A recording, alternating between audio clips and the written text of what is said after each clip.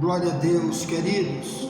Por aqui está o missionário Wagner de Jesus, de São Luís do Maranhão, Brasil, para trazer a Escola Bíblica 24 horas, mais uma mensagem bíblica, mais um dia de estudar a Escritura Sagrada, mais um dia de rever nossos conceitos, o que estamos de verdade praticando diante dos olhos de Deus. Então, meus amados irmãos, estamos aqui para orar por você, para orar pela tua casa, pela tua família, mas principalmente para continuarmos o que já estamos fazendo aí há mais de 3 anos, trazendo todos os dias nesse mesmo horário mensagens da Bíblia que despertam, mensagens da Bíblia que nos levam de verdade a entender a nossa missão com Deus. Bem, meus irmãos, nós, como falamos aí já há alguns dias, estamos trazendo um trilho de treinamento, que é o que vamos estudar na Escola Bíblica.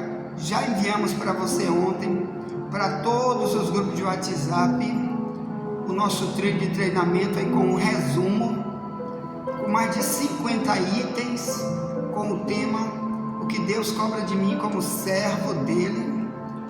Então aí tem multidões de ações que Deus espera do servo dele, já que o mundo tem seus servos, o diabo tem seus servos, multidão de pessoas trabalham para Satanás sem saber, outros se dedicam ao diabo sabendo, como é a questão aí de feiticeiros ou dos Illuminati, dos altos graus, da maçonaria, são chamados de Illuminatis porque são iluminados por Satanás, ou melhor, o diabo traz a luz para eles. Luz são doutrinas, luz são ensinos, e ali o diabo fala cara a cara com eles, sem precisar se esconder de coisa nenhuma. E os Illuminati são os homens mais ricos do planeta Terra, que dominam todo o dinheiro do planeta Terra, que tem a maioria das empresas do planeta, a maioria dos políticos do mundo está na mão deles. Alguns deles são políticos, outros não aparecem, mas esses homens são chamados de Illuminatis. Até escrevi um livro sobre os Illuminatis, um dos livros que escrevemos para você, chama-se O Lado Oculto da Maçonaria.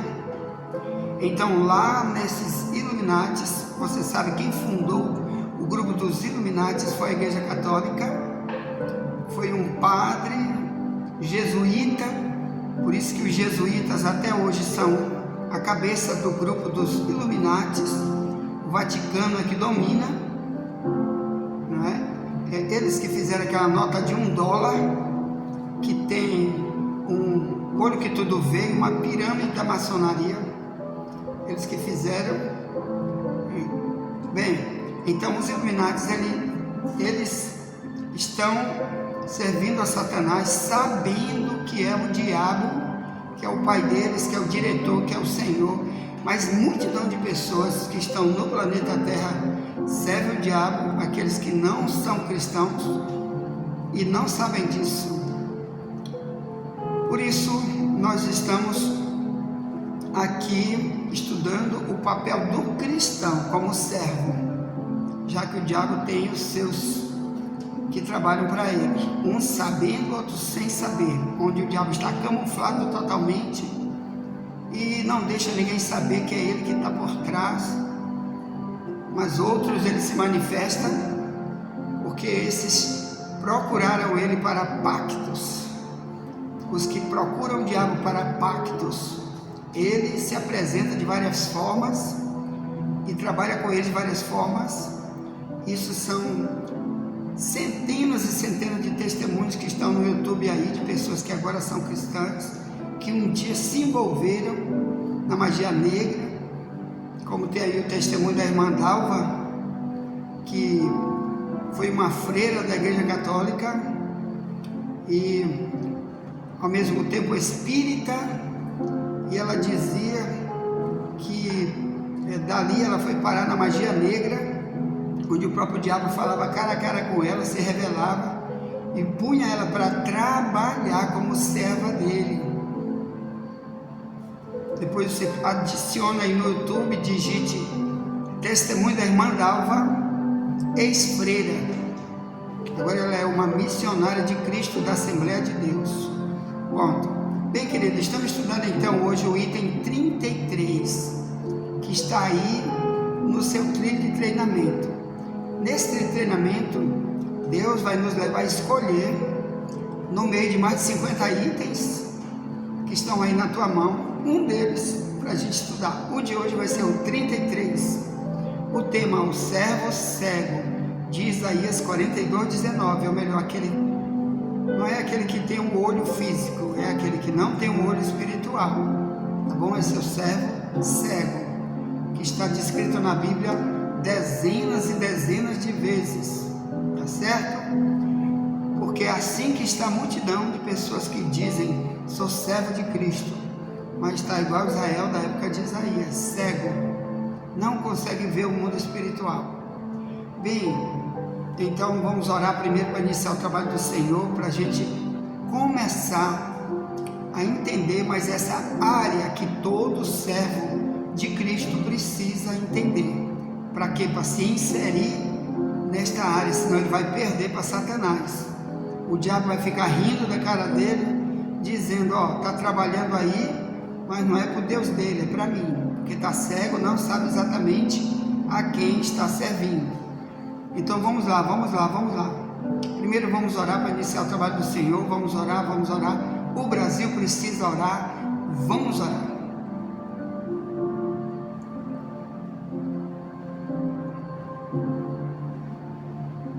Querido Pai Celestial, te louvo, te exalto, te glorifico. Pai, obrigado porque o Senhor nos dá a oportunidade de estarmos aqui mais uma vez. Obrigado, Papai, porque o Senhor é nosso refúgio, é nossa fortaleza. Obrigado, Pai, porque tu diz no Salmo 50:15, tu diz, invoca-me no dia da angústia, eu te livrarei, tu me glorificarás. Aí no verso 16 diz, mas ao ímpio diz Deus, que tem ele de recitar meus mandamentos na sua boca, se eu falo com ele, e ele lança minha palavra para trás. Quando vê o ímpio, ele se alegra com ele, senta para falar do teu irmão, tu pensaste que eu era como tu, só porque eu me calei, mas eu vou te arguir, no seu tempo vou te chamar a atenção. Cuidado, você que se esquece de Deus. Oh, querido Deus, mas para os teus, tu diz, me invoca, me chama, me busca, que eu quero te dar o livramento, aleluia, quero te dar direção, quero abrir teus olhos, quero te mostrar coisas que o mundo não vê, que o carnal não vê, aleluia, é só os que me buscam, aleluia, como diz o provérbio 8, que de madrugada me busca, me encontrará, aleluia. Então, querido Deus, aqui estamos, o Senhor abrir nossos olhos, oh Senhor, queremos enxergar, Senhor, além daquilo que já vemos, meu Pai. Oh Jesus, tem misericórdia, queremos enxergar o invisível, oh aleluia, queremos enxergar, Senhor, tudo aquilo que Tu mostraste para tantos os Teus, que Tu usaste, meu Pai, que estão aqui registrados na Bíblia. Jeremias, Tu mostrava para ele, Ezequiel, Amós, diz visão de Amós, é assim que ele começa o livro dele. Foi uma visão, quer dizer, o Senhor abriu os olhos dele para ver. Aleluia. O Paulo também tinha uma visão, várias vezes o Senhor mostrava, revelava, aleluia. Oh Jesus, o João teve a visão do Apocalipse, para poder escrever, toda vez ele diz, eu vi o lago de fogo, eu vi as almas, eu vi Jesus sentado no trono, eu vi. Oh Jesus, então queremos ver também, Pai. Nos mostra o mundo espiritual, Jesus, para poder a gente sair, meu Pai, desse cristianismozinho aí frio, morto, que não serve para nada. Tem misericórdia. Assim, querido Deus, nos dá um dia de paz, escondido debaixo do teu sangue. Te revela para nós, te revela também para nossa casa, nossa parentela. Te revela para a igreja, Pai, te revela para cada membro, te revela para o desigrejado, para o desviado. Fala, trata, chama, meu Deus, tem misericórdia. Dá compromisso para cada um, meu Pai. Assim, meu Deus, nos esconde debaixo do sangue de Cristo, do sangue do Todo-Poderoso, que vence Satanás, como diz o Apocalipse 12:11, que diz: eles o venceram pelo sangue de Jesus e pelo seu testemunho, e não amaram mais a sua vida até a morte. Então, obrigado, Deus, porque estamos escondidos debaixo desse sangue, protegidos, porque não temos nossa vida por preciosa, mas sim a vida que tu preparaste para nós, a vida cristã, a vida que está preparada para a eternidade, para receber bilhões e trilhões de coisas boas, melhores do que qualquer rico deste planeta vai ter. Aleluia, Deus. Muito obrigado, Pai. Um dia vamos dizer: valeu a pena, valeu a pena, valeu a pena eu esperar, valeu a pena eu lutar contra mim mesmo, contra este mundo, contra as mentiras, bandejas de Satanás, valeu a pena. Então, Deus, tem misericórdia, nos dá um dia de paz, escondido debaixo do teu sangue, dirige esse povo, abençoa grandemente essa grande igreja online, continua abrindo as portas para a gente não parar, mas assim estamos aqui, Pai, 15 dias fechado, parado, sem escola bíblica, mas tu abriste a porta para a gente recomeçar. Então, obrigado, Deus, estamos aqui, escondidos, debaixo do teu sangue, para continuar esta mensagem de todo dia. Em nome de Jesus, em nome de Jesus, em nome de Jesus, é que te agradecemos. Amém. Glória a Deus. Querido, pega a tua Bíblia aí, no livro de Isaías, no capítulo 42, apenas o verso 19. Então, está escrito assim: quem é cego, senão o meu servo, ou surdo, como o meu mensageiro, a quem envio? E quem é cego como o galardoado, e cego como o servo do Senhor? Eu vou continuar lendo, diz assim: tu vês muitas coisas, mas não as guarda. Ainda que tenha os ouvidos abertos, nada ouve.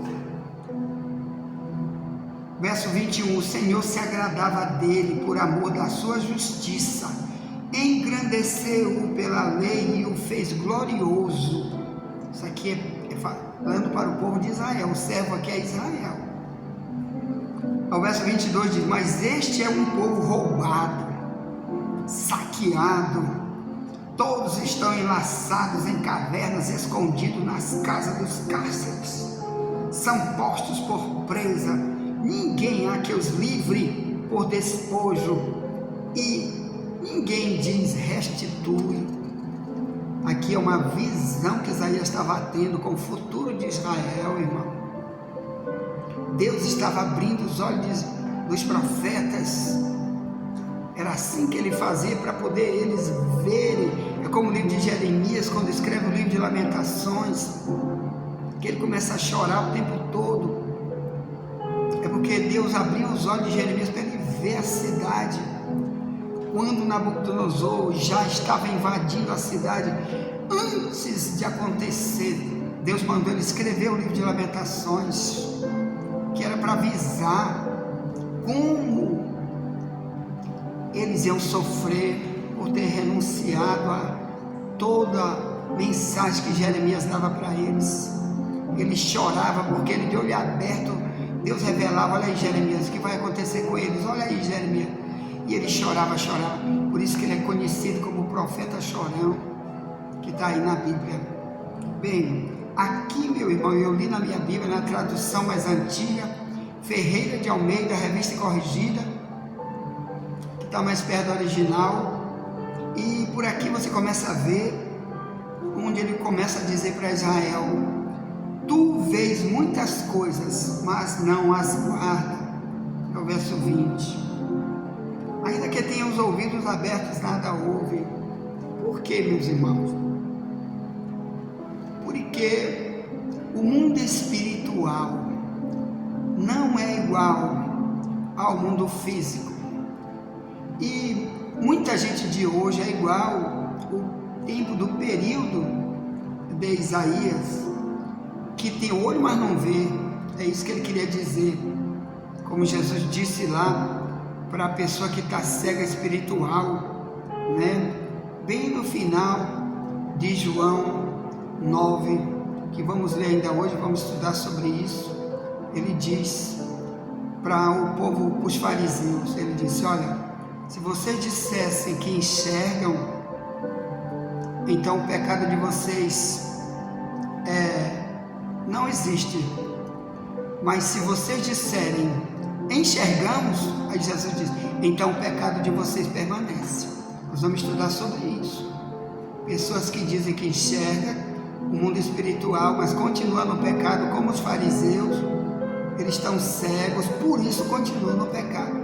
Se eles estivessem de olho espiritual aberto, e não só esse olho que olha a Bíblia, que olha a cor da roupa das pessoas, que olha as coisas deste mundo, não é só isso, mas está falando aqui de olhar sua condição espiritual, que a maioria é cega para isso, não vê os ataques espirituais do diabo contra ela, e principalmente não vê a missão como servo que Deus espera dela, e aí continua cego. Assim estava Israel. Bem, irmãos, aqui nós vamos estudar várias coisas, não sei quantos vídeos e áudios ainda vamos trazer dentro desse tema, e por eu estar agora de manhã cedo viajando para Alcântara para uma missão lá, e então de lá vamos enviar as mensagens de amanhã com a permissão de Deus. Então eu devo estar saindo muito cedo hoje, e então não sei se vai dar tempo de enviar para o YouTube os vídeos, porque demora muito, a internet aqui é super lenta, daqui de casa, super lenta, e lá em Alcântara é pior, que tem dia que cai mesmo a internet total. Então, bem, então nós vamos gravar áudios, tá bom? Se der, nós vamos gravar com vídeos, mas agora nós já estamos gravando simultaneamente vídeo e áudio. Devemos gravar sobre esse tema aí, irmãos, uns 10 vídeos e áudios, se Deus permitir, porque vamos estudar, tem muito para falar sobre a cegueira espiritual humana e do servo de Deus que quer andar na carne.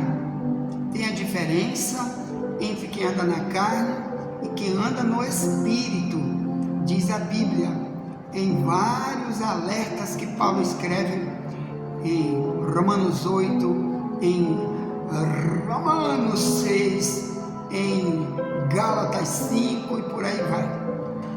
A diferença entre os carnais e os espirituais. Espiritual não é quem pula, quem canta, não é quem prega, não é quem tem visão, tem revelação apenas, mas quem tem um conjunto dos ensinos bíblicos, ele põe em si e ele muda para ser alguém que Deus trata com ele, fala com ele, Deus mostra as coisas para ele, e ele é útil na missão, porque ele tem coisas que o outro tipo de gente da terra, até os ímpios da terra não tem, os ímpios que estão nas igrejas não tem, né? É que ele vê coisas, ele tem um contato com Deus diferente, ele recebe mensagens diretas de Deus, como receberam os profetas Jeremias, Isaías, Ezequiel, Abraão, lá que Deus falava cara a cara com ele, Gênesis 12, sem precisar de profeta, de pastor, de pai nem mãe dizer nada para ele, era ele, Deus, Deus e ele, tá? Por isso Paulo diz em Efésios 4:11, que Deus deu uns para pastores, outros para profetas, querendo a edificação da igreja. E já estudamos muito isso aqui na escola bíblica, já temos muitos vídeos gravados sobre esse tema profetas, ou melhor, sobre dons espirituais, que a igreja precisa buscar os dons espirituais, e é uma parte das ferramentas que o cristão tem que ter, porque o principal não é o dom, é o fruto, é frutos do Espírito, que traz o amor, a paz, a fé, a bondade, a temperança, etc. Mas os dons, a gente tendo os dons, ali nós temos como estar ligados no mundo espiritual, muito mais do que muitos carnais, porque tem mensagens que Deus quer dar, que estão na Bíblia, mas tem outras mensagens que não estão na Bíblia, que Ele quer falar. Por exemplo, vem uma pessoa para falar contigo, Deus pode, antes dela vir, pode te dar uma mensagem sobre quem é essa pessoa. Isso acontece comigo, não sempre, mas às vezes quando Deus quer falar, ou então um perigo muito grande, ou uma outra mensagem. Por exemplo, eu fui lançar meu livro, irmão, há 10 anos atrás, pela Convenção Geral das Assembleias de Deus, aqui um livro chamado A Verdade sobre o Inferno, e um dos pastores presidentes mais conhecidos, ele botou uma barreira gigantesca para esse livro não sair. Ele dizia que eu estava pregando heresia, que esse livro está todo errado, só porque ele estudou muito, mas o diabo estava usando ele. Quem me disse foi o próprio Deus. E então eu levei o livro para ele me ajudar a publicar o livro. Ele disse que não ia publicar porque estava todo errado. Aí eu fui fazer, sabe o que? Eu disse para ele: não, tudo bem, pastor. Ele era meu pastor presidente nessa época, né? Ele está fazendo muitos anos mesmo, né? E na verdade esse livro foi publicado no ano de 2000, né? Parece que foi o ano de 2000, foi nessa época que eu estava na Assembleia de Deus, e esse foi um dos motivos que Deus mandou eu sair de lá, sair total, porque o próprio Deus chega para mim e diz: agora você vai sair daí, eu tenho outra missão para você em outro lugar. E aí me trouxe para viajar por aí, me chamaram para viajar, para participar de vários trabalhos, e até que Deus me colocou aqui para começar esse trabalho aqui, né, que estamos aqui presidindo esse pequeno rebanho aqui, em nome de Jesus. Mas como começou, irmão? Uma revelação, uma visão. Deus me deu uma revelação para me dizer que Ele ia chamar, ia usar uma pessoa muito mais alta dentro da Assembleia de Deus, muito mais importante, que ia publicar um livro e ia me colocar na frente de todos os pastores da Assembleia de Deus, para que toda a Assembleia de Deus pudesse pegar o livro e enviar para outros locais. E por causa disso eu viajei, porque foi publicado. Eu falo já para você sobre isso, irmão.